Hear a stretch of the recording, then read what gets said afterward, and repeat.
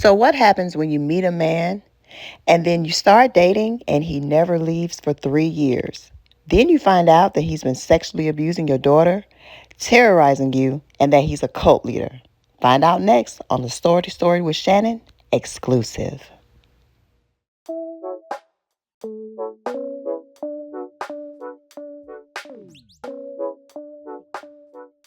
So, with the gun situation, I know you mentioned that he pulled out a gun on you. He held you at gunpoint. Hmm. Talk to us a little bit about that. Okay, so this is like in the beginning where the first week, this is what I'm saying, like I was a hostage. I felt like a hostage for like the first couple of weeks because it was this weird, like I had my own gun and he noticed that I had a gun. I mean, come on in my house and put my, stuff up and I fell asleep on my couch and then when I woke up, he was in the kitchen talking to my oldest daughter and I just felt weird. And I was like, hey, what you in here, talking about her for? He just snapped out on me. He completely snapped out on me. I'm not trying to do anything with your daughter. I said, I didn't say you were trying to do anything. I said, it felt a little strange. It's, what are you in here? You close, kind of close to her.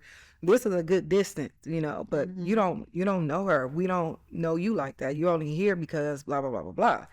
And he noticed that I had took my gun from where I had it at. And so I had went upstairs and next thing I know he came upstairs behind me. He put like 3 holes in my walls and then he just put a gun up in my hand to my head and told me, hey, give me this, give me the gun. I thought it was it for me. At that point I thought I was just, dang, Darshell, what have you gotten yourself into? Like, what's going on? I'm like, I was doing music and thinking I would never thought this would happen. Okay. So he walks around with guns. Was that the only time that he pulled a gun on you? No, that's the first time. The second time that he put a gun out on me is when I felt strange about him, so I let off 2 um shots like in my yard, like stay away from me. I don't know what you got going on.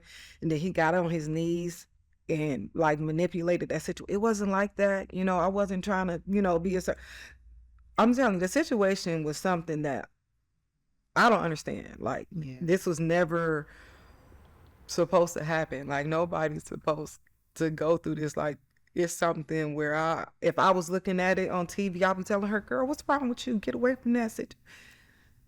But it happened. It happened to me, and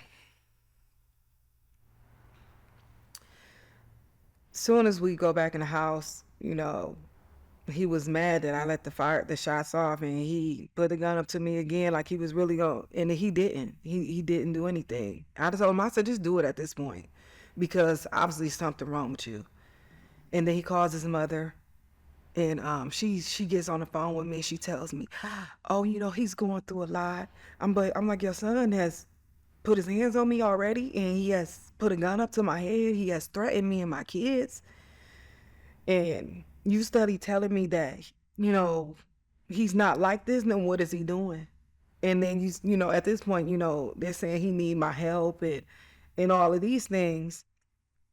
And I really genuinely just don't want him here. If he sees me go towards my phone, I can't go towards my phone. Like he literally like body slammed me in my kitchen. I still having like a knot on my head from I felt like I was going when I hit my head. I just felt like I was going in and out of consciousness for a minute. Like it was a situation that I couldn't believe that I got into. So, what was the turning point? I know that he's now in prison, right? Hmm. And what are his charges? Child molestation and cruelty to children. Okay. So, how did those charges come to be? Okay, well, they come to me because my daughter let me know when that he made her touch him. And how old was she at this time? 10. Okay. And so, I'm assuming you confront him or. No, I never got a chance to confront him. I never had got a chance to confront him about that. What happened was No, this is now the house that we were in. I was not in there anymore. I was out of there. This is in 2021. Basically, we broke up in 2020. Okay, finally, and now I was free. I blocked him. I literally blocked him. It was like, yeah, that's over with because it was such a weird situation, and then being in it for so long, you're brainwashed. Like you're used to going through this ups and downs. So I understand what a woman would go through when she's dealing with a domestic dispute with somebody and they can't get away, and we're telling them, hey, get away from that, and they're not. They keep going back because you're trying to understand this person. But basically, once we parted, like 8 months later, like almost 8 months later, like 7 months, his mother calls and she's like, hey, I'm coming into town or whatever. Not knowing she was already here in Georgia. She's coming from Chicago, and she's like, I want to see my grandson and everything. And so I was like, okay, I guess it could be okay.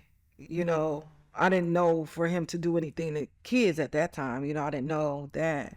Um, I just know what we had went through, and I felt like maybe, because he changed a little bit. I don't know, but I agreed.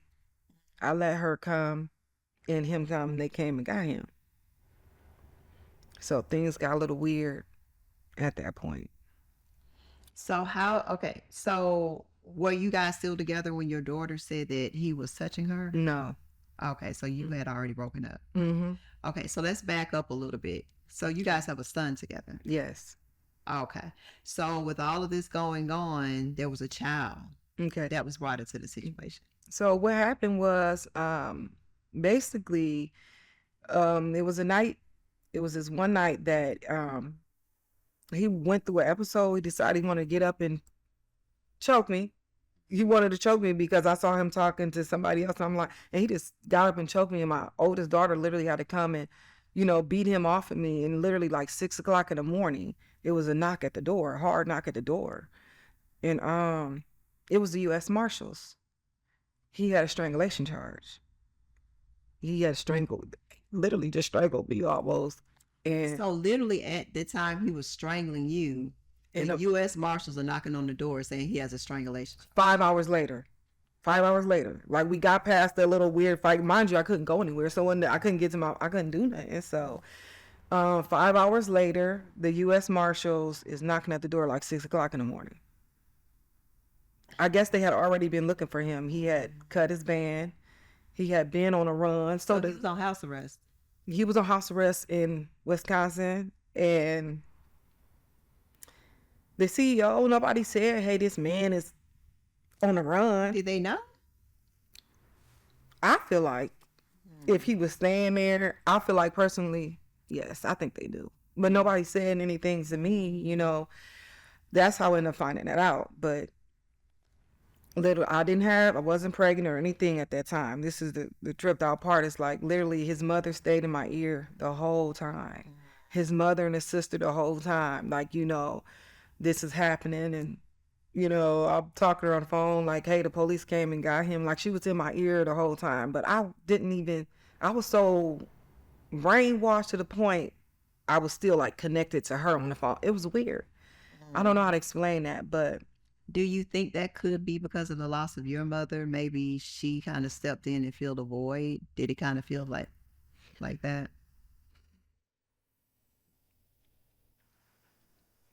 you know what? I had some type of connection with her. I didn't like her all the time, but I had some type of connection with her. Sometimes she made me feel like she was good, and then other times it was just like weird. Like, but it was just a sister too, like with her. She didn't say, hey, get out of there, run, leave me alone. They were still on the phone communicating with me, like, what's going on with them? And can you can you keep communicating with him, trying to find out what's going on with the charge? Y'all already know that he got strangulation charge. Y'all tell me what's going on. Right. I didn't know. So it's kind of like a triangle. It's like him, his sister, his mom. You got all these people in your ear. You have no connection to the outside world. So this is now your world, and now you just caught up. I'm caught up. I'm caught up in it. And now it's like when he goes to jail, um, he's calling. Eventually, he calls, and his mom, she's still like, you don't know what's going on, and I'm talking to her, blah, blah, blah, blah. Even though I haven't seen that the chains have been broken off of me, like, it's time I can get away. Right, because when they came and got him, he was gone. He was gone. So that could have been your freeing moment, right? Yes, it could have been. But then his mother and his sister are still calling, and now he's calling. Okay. So now you have a child. So how does that come to? So did he get out and then come back? Yes. Okay. He's trying to stay in Atlanta. He's trying to stay in Georgia for the music and everything. So when he get out, like, he's talking to me on there, and we're talking through the messages. Like, I still have the messages or whatever. And he's like, I'm not gonna do this again, and blah blah blah blah. I was just going through a lot, and just trying to understand what was going on there. And so when he got out, he ain't put his hands on me no more. But that didn't stop the guns. So he didn't fight you anymore, but he still pulled guns on you. No, he didn't put no more guns on me. But that didn't stop the guns from being on him all the time, walking through the house, though. From you? Yeah, it was just like, I just felt like, I don't know what the man been through in his life, or how that works, but he never stopped carrying the guns around the house. Okay, got it. But he didn't put his hands on me, and that's, was okay. And it seemed like I had a little bit more freedom or whatever. Why would I say that? That's because I was already manipulated and brainwashed by that situation. Okay, so when he gets out, I find out, like, I got pregnant instantly. It was so weird. Yeah, I'm like, well, I got pregnant instantly. So I find out maybe 30 days later. So less than 30 days. Really? So how long had you guys been before he went to prison? How long had you been together before that? Probably like 7 months, 8 months. Okay. And he's gone for like 6 months or whatever. Okay. And in that time, every single day, his mother was on the phone with me every single day.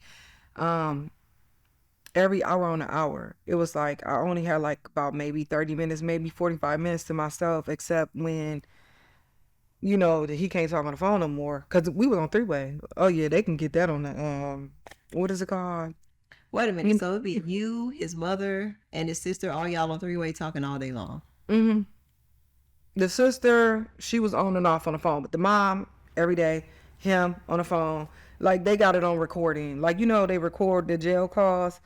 And so now then I was talking to him sometimes by myself. Next, his mother is on the phone. And like when he couldn't talk on the phone no more, the mom was on the phone with me. Yeah, so I'll be going to I do my cleaning services at night. And I would go in, into the building around, sometimes I go on like 2 o'clock in the morning, depending on what my schedule was like that day. I can go in there. I just have to have it done before, 6 o'clock in the morning. She's on the phone with me. The whole time? The whole time, talking for hours. What y'all talking about? Him? The kids? Everything. Anything she want to talk about, we're just talking. And I'm like, well, I'm over here cleaning, and I get up and, just blah, blah, blah, blah, blah. So come to find out, she was basically keeping watch on me while he was in there. And she told him that she's not doing that. She's not cheating, nothing, but she's constantly on the phone with me. Continuously.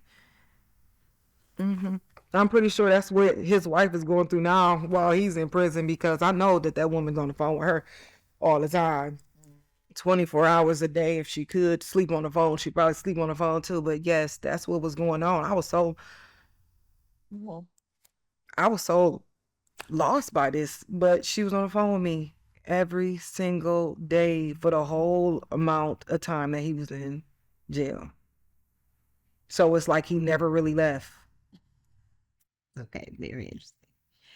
All right, so now you realize you're pregnant. 30, 40 days after he gets out, you're pregnant. Mm-hmm. Now what happens?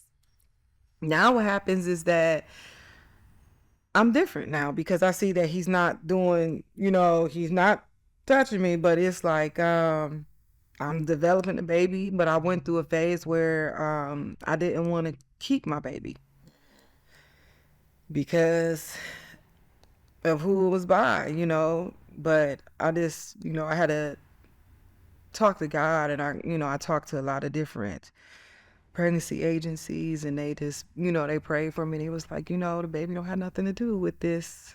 So I ended up keeping my baby, and he's awesome. That's awesome. He's 5 now, but it seemed like we started having some good moments. I thought we was changing. But then what happened? He still was on that weird stuff with the guns and couldn't go nowhere. I could never get it free. But the times that we were free is when we were making music videos. The times that we were really doing what we were supposed to do from the very beginning, far as just work on music, those were the times that we were free. That was the times that we had good moments when we were doing music. Before or after your son? It was like before it was cool, like that first music video. But if you look at it, you'll see how weird me and my family was looking in the video. Like, you really have to go and see that. But afterwards, it was more better, and I started feeling like, okay, I can do this. I started, when we do the music videos, I would cook, or I would order a lot of food. It became fun. So we kept just doing music videos, and that was afterwards. That was after he got back. We got back on track of the music. Okay, so that was after he got back. Mm-hmm. So what caused the split? Like, how did you guys finally break up? So how did we finally break up? Because I feel like he know what he had did, and In regards to your daughter? In regards to my daughter, he know what he had done, and he started, looking for different women or whatever like that with children. Not nobody single. It's never going to be anybody that don't have kids. So I saw him communicating back and forth with somebody, so I brought it to his attention. So that old person popped out. He fought me, and that was it. No more. And you were like, that's it. Get out. It's time to go. And that was it. And I blocked him. I blocked him when I talked to him maybe for 2 weeks on the phone. After that, he was blocked. I didn't care about what he did. God said, girl, you free. And I was free. And I was done. And I moved on and kept going. But not knowing my baby was holding a secret. All this time. Yeah. She was holding a secret. So was he building his leadership still at this time, doing the YouTube, getting a following? So what was that like? It was people coming in. He kind of, what do you mean, like the process of like the research, or? No, like, so I'm assuming he was starting a following at this time. Yes. So was he ever meeting with these people in person? Was it all online? No, at this time it was just all online. Okay. It was all on Facebook Live continuously. And that was every day. Like, if you go on there, like how he would keep us in front, he has a different audience now. So I stopped cooking. Because I was cooking all the time. I stopped cooking. I just did. Some said shut down. Shut down. I stopped cooking. I cook for my babies. Mm-hmm. But I just stopped cooking. You don't cook no more all like that, or this don't taste like that, because I'm done for real. Like, I'm ready for this to be over with. So I just started really kind of just shutting down. And he found somebody else, a different me in a different way. But at that time, I'm not her, but mm-hmm. A new source. And that's what happened. And when he left, we had so much peace. To the point the kids didn't know if he was gonna come back. No, he ain't coming back, y'all. I know he came back that one time from jail, but he ain't coming back. But what happened was, when his mother came in, to rewind it, she came in about 7.5 months later, and can they get the baby and see him? And I thought it would be cool because, he haven't seen his son, and I had him blocked. And I said, I guess, it would be okay. I feel like the baby would be fine. Mm-hmm. And his income tax came in from my company that he said that I stole. He thought I stole it. I'm like, I can't steal your income tax. You know what I'm saying? But it came in, and so he cashed at me like $2,000 that day. And so he took the baby. They took the baby, and I thought it was gonna be cool. That's what's gonna be what it was. But I go to work, and my daughter calls me. She's 11 now. Like, she turned 11. She ended up turning 11 at that time. And she said, Mom, can I please call and check on the baby? Like that. I was like, yeah. She was acting weird. Like, I didn't know, but she wanted to call and check on the baby. And so I get phone calls from home. My oldest daughter is yelling, like, Mom, he cussing her out on the phone. Like, she's 11, and he's cussing at her like she's grown. And he was cussing her out like she was a grown woman, trying to force her to call him daddy, trying to force her to call him pops. And she said, "You're not my dad, you're not my pop." So the intimidation grip that he had on her in the beginning, he had been gone so long, she start feeling stronger that, you know what I mean? So she started like, "You're not my dad. You're not my dad." And oh gosh, I remember him calling me. He called in too. It was like he was gonna do something to my oldest daughter because she grabbed the phone and cussed him out. "Don't talk to my sister like that." Well, you know what I'm saying? And then he calling me. I'm telling him off like, "She 11. Why'd you talk to her like that? She don't have to call you pops. She don't have to call you dad. She was only calling to check on the baby. What's the problem?" Let her, check on her little brother. But she was checking on her brother because she know what he did to her. Yeah. And he was like, "Well," I said, "You know what? You're supposed to be spending time with him. Just bring him back." They were supposed to bring him back. He sent me a video. In the middle of the night, they had got the baby dressed like they was gonna bring him to me, and they didn't bring him to me. They said, "If you don't give me the $2,000 back, you're not getting him back." So they kidnapped him, basically. They held him for ransom for $2,000. Yes, they held him for ransom. So you sent the $2,000 back? No.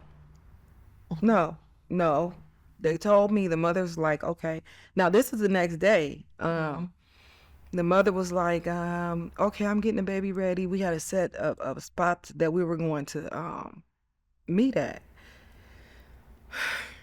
Time passed.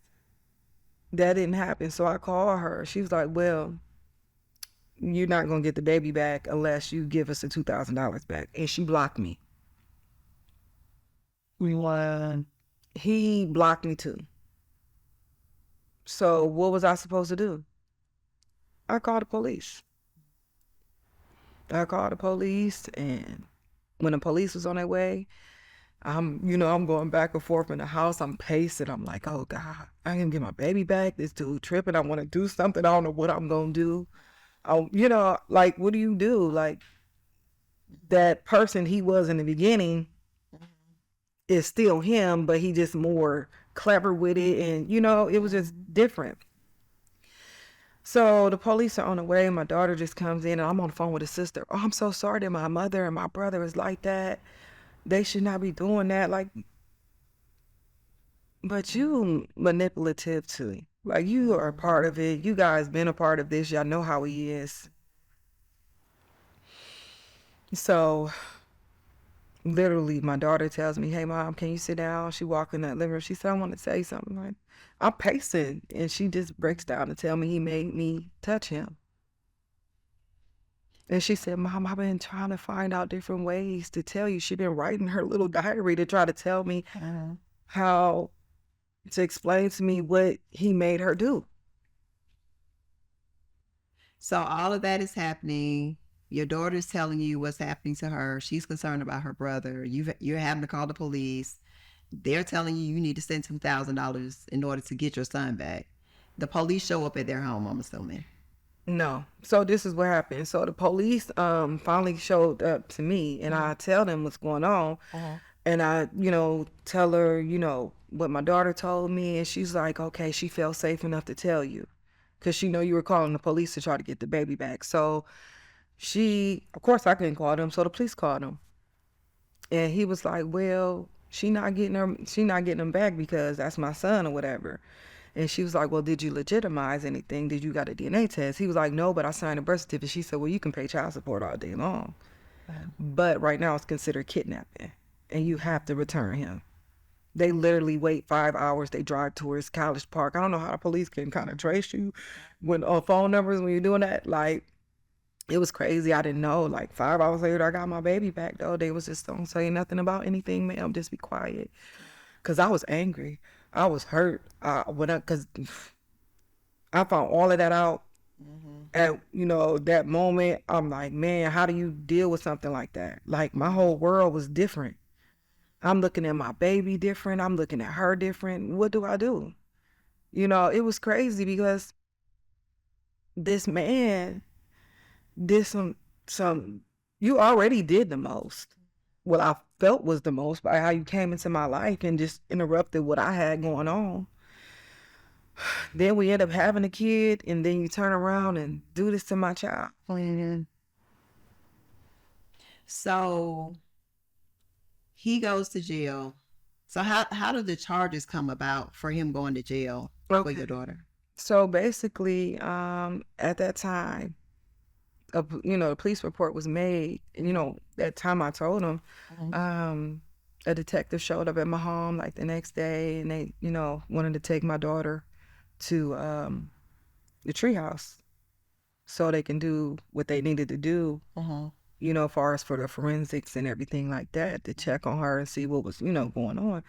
And so they did that. So they didn't just bring the charges up immediately. I think it took almost like 45 days because they had to make sure that my daughter wasn't, a lot of people are mean and cruel like that. They'll make up lies and stuff. They had to make sure that this was legitimate, and that's what they did.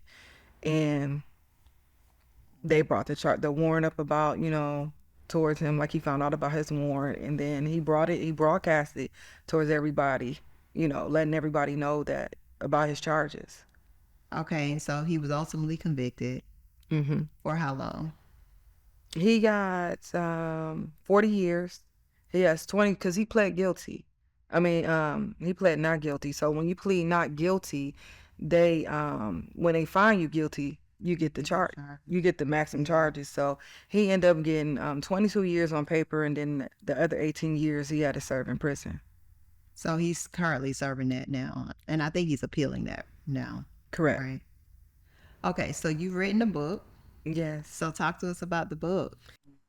And that book is basically telling you more than what I told you now, but it's letting you know how, incomplete I was at that moment. Because if I was where I was at now, I wouldn't have never went through that situation. And it's basically letting you know that God take us through certain things for a reason. And sometimes it's not always about us. It's for the other people that need to be healed, and they need to come out and they need to forgive themselves, because you might have went through something, but there is a light at the end of the tunnel, especially when you trusting in God. And so the incomplete shell's part of me, but it's the breaking of the chrysalis, and that's when that caterpillar go into that cocoon, and when it start breaking, you're gonna become a beautiful butterfly. Because your story might be ugly, but when you come out, you're gonna be so beautiful, because God's hands is on you. That's right. So what would you tell other women going through a similar situation, or other people, because men go through it too? No, for the men or women, whoever, because I just feel like if there's a way for you to get away when you see the signs the first time, get away. They're not going to change. It will get worse. Some of you could possibly die. I'm here. I made it. He didn't kill me, but he tried to kill other parts of me, spiritually, emotionally, okay, mentally. But I would tell them, even though you're going through that, you can come out of it. Just try. Just know it's okay. Don't be afraid. Don't be ashamed of yourself. Because we all make mistakes. We all go through something. I feel like a lot of times with me, I was ashamed of what I was going through. I couldn't tell people what was happening like that. Dang, Shells, I didn't even know you was going through that. And it was hard because I've always been used to just being strong. Like I've been taking care of my kids this long. I never let anybody come in and hurt us. I thought I had it. So I want them to know, just because that's happening to you or has happened to you, that doesn't make you less of a person. Thank you so much for coming on Story to Story, Shannon and Shells. Thank you. Appreciate you. I appreciate you too.